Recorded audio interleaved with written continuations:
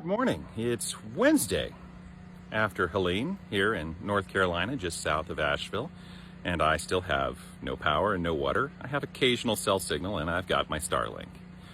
I wanted to take a few moments to discuss some things that I've seen online and through the press that I find bothersome, because my experience here on the ground is different than the experience that's being espoused by our leaders. Immediately after the storm, I was able to use my cell phone. I have one of those. And it told me that there were open routes out of the Asheville area all the way to Charlotte. Monday, I was able to drive down to South Carolina just fine, thank you very much. I was able to gas up and get some food. On Saturday, I was able to get into Asheville. I have a two-wheel drive vehicle. I do not possess helicopters or giant military bulldozers or bridge layers, just a two-wheel drive vehicle, and I got into Asheville. It took me 6 hours. I had to care because I was going in to help people. I'm not quite sure how a government that has the biggest military on the planet can't figure it out.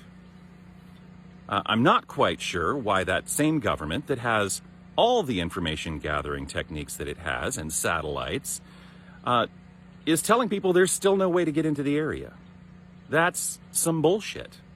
I can show the maps that I printed out. I took a screenshot of my mapped route to Charlotte on Saturday. So from Saturday on, at the latest, anybody who gave a damn could get in here. Now, on Saturday, most of the surface roads had already been cleared, at least one lane, of the trees that fell on every surface road. There was not a surface road that didn't have at least one or two trees down on it. And those had already been chopped up by locals with chainsaws. While the government was still assessing and planning, we had thoroughfares. The only places we couldn't get through was where there was rivers running through everything. So telling people that there are no roads in or out is a lie. People can get in here. I'm not sure why the government doesn't want people here. If the concern is you got a bunch of uncoordinated people wandering around creating new problems, I get that. But you're the government. You've got people in emergency response. They should understand how to coordinate resources and triage problems. If they don't, replace them with somebody who does. At this point, it's quite clear that most of the nation would like to bring resources into this region, and they're being told by local officials and federal officials, don't come. That's a bullshit answer. If this gets out to anybody who's in control of anything, all you need to do is set up drop-off points outside the affected areas. If you can manage that, then you will have a wellspring of supplies and volunteers ready to help that you can coordinate. That's all this takes. It's not hard. If you're outside of the area, you have cell signal, you have dry areas, you can collect stuff. It's weird to me that some 50-some-odd-year-old guy in the middle of a disaster has to reach out to the American government to explain to them that, hey, you have resources, you have people who want to help, and you really do have the capacity to do it there, Uncle Sam. You can do it. This is despicable. I got TikTok I watched yesterday of Jeff Johnson or Jeff Jackson, big TikTok Congress critter who voted to get rid of TikTok, talking about how the airport is inaccessible. Dude, I picked my girlfriend up from the airport yesterday. The Asheville airport, the biggest regional airport, is fine. It did not flood out. It was blocked by a river, but I managed to get there on Saturday. Yesterday, Tuesday, American Airlines was flying into it. That's the same time that Jeff was telling us all, oh, the airport's not accessible by any traffic. One would assume that was because they were using it for military flights. They were. There were 3 Black Hawks, 2 Chinooks, and 3 military cargo trucks. I've got the footage, Jeff. I was there. There's 1 small FEMA trailer with no personnel and no supplies in it. What there is lines of private planes that have landed and are taking off that have dropped off supplies and personnel. See, America is responding. The government is telling us there's no way to get in, but America's not listening. And God bless America. Again, the roads are open, folks. Demand from your local authorities that they tell you, at the very least, a place you can drop off supplies, because they can get here. We've got semis. Heck, the McDonald's in the town just south of me got resupplied yesterday. So McDonald's can get supplies in. Chick-fil-A is serving food again in South Asheville, right by the airport. If Chick-fil-A can do it, one would hope the government could too. Because Chick-fil-A, just like me, they don't possess Chinooks. They don't possess bridge layers. When I read today that Florida is sending up bridge layers,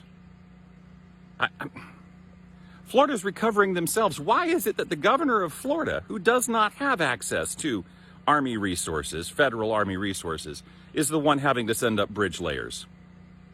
Joe, Kamala, do you know you have a military? Do you know that we have spent trillions of dollars on it, and that we can, at the drop of a hat, invade any country in the world, flatten them and rebuild them? We've done it lots of times. Read a history book. Why can't you use those same resources that we've already paid for here, now? Where are you? I understand there was a vacation you needed to take, Joe, and Kamala, you had some fundraising for your campaign. Suspend that shit. Get in here. 2 hours a day, Joe, on the phone coordinating is not what a leader does during a disaster. I hear you did 2 hours, and you were grumpy, having to tell the reporters that you were on the phone for 2 hours coordinating responses. People who are here coordinating responses haven't slept lately. So for the president of the nation to say, well, I spent 2 hours on it. What? If you are in a position of control in government, you should have the expectation that during an emergency situation, you're on call until the emergency is dealt with. I think most Americans understand that. It doesn't seem, to me, that the people who are currently in charge have that same understanding. And I think if you are in government and you don't have that understanding, that you need to step aside and let somebody else in. Yeah, I'm salty. It's Wednesday, and we still have nothing here. Now, I will say that there is some power that's been restored to Asheville. That's great. The Hendersonville area now has some water. They've got power. And the little town south of me that I can never remember the name of finally got cell coverage. The advantage there is they've had power the whole time, but they couldn't process credit cards. So unless you had cash, you were out of luck. The Ingalls have not really opened in most places. Publix, even where they didn't have credit cards, were letting people in and writing down credit cards so they could charge them later. Maybe. Thank you, Publix. There are a lot of heroes here. I understand I just went off on a gripe and a tear about the federal people that are faceless that I can't see. But let me be clear. The local effort, the people who got out before the roads were even dry and cut pathways through all the surface streets with their chainsaws, the linemen that have come in from all over the country, the officers that have come in from adjacent states to help. Thank you all. That is happening. The coordination level from the people who are supposed to be coordinating, that does not appear to be there. What we have right now is a bunch of individuals who are either good at a thing, like the linemen, or are just doing a thing.